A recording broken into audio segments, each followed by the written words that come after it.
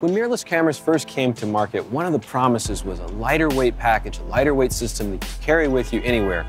And for the most part, that's true. Cameras are smaller, more compact, easy to throw in a bag or wear on a shoulder strap. But when we get into larger, full-frame sensor mirrorless cameras, we're dealing with larger, full-frame style lenses, and that weight can make them a little bit tougher to take around with you. Enter Tamron's 28-75mm lens, very versatile jack-of-all-trades focal range. At 28, you have wide angle. At 75, it's a great medium telephoto that's great for portraiture. And of course, you have a nice large 2.8 aperture throughout the whole range. We're gonna take it around the neighborhood today and see what it's all about.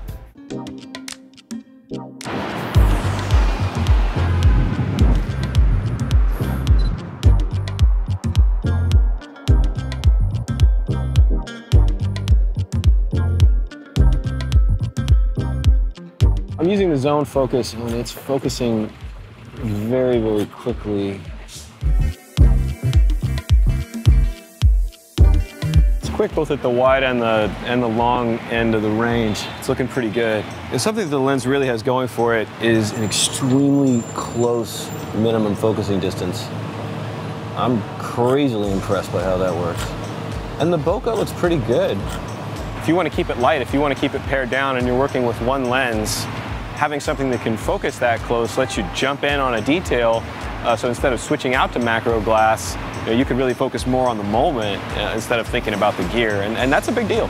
Something that I'm really liking about the lens is the color. It's pretty neutral. It's warm, but it's not overly saturated. I think that's nice. That's really nice for a portrait. At least for me, I feel like I'm getting a better representation of the person. I want them to be in the frame as they are in real life. Looking good, Jake. Woohoo! Feeling good. If you're looking for a lens that does most of the stuff, you need a general wide angle, you need a good telephoto. It does all of that. So the controls of the lens are interesting. You have your focus ring closer to the body and the zoom range is out here in the front. If you're used to that being opposite on a zoom lens, then it takes a little bit of getting used to. This is the type of lens I think is going to be on your camera body most of the time, so you'll get used to that very, very quickly. One thing I want to say is the manual focus ring is focused by wire. It's not geared. So if you've never had a lens like that before, there's a slight delay as you're trying to get critical focus. Having this focal length going 28-75mm, it saves weight. But you're also getting a really compact lens. The diameter of the lens is actually a bit smaller than what you'd find on a 24-70 2.8. So it's not just about the weight, it's also about the size. So if you're trying to pack down small, trying to throw everything into one bag and get away on a trip, I think this is a great option. So I'm getting some vignetting at 28.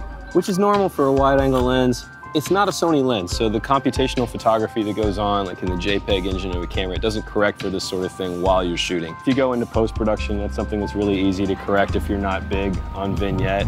I actually think it's kind of nice. Vignetting, it adds to the character of a lens. It kind of becomes part of the visual language of the glass that you're using. So there's a lot to love about Tamron's 28-75mm f2.8. There's seals and gaskets throughout the lens, keeps the elements like dust and moisture out.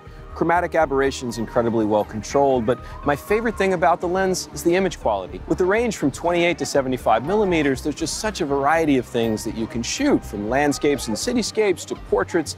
I loved how close the lens could focus, and at 75mm, it's just a bang-up portrait lens. For more on the Tamron 28-75mm f2.8, visit B&H. I'm photographer David Flores. See you next time.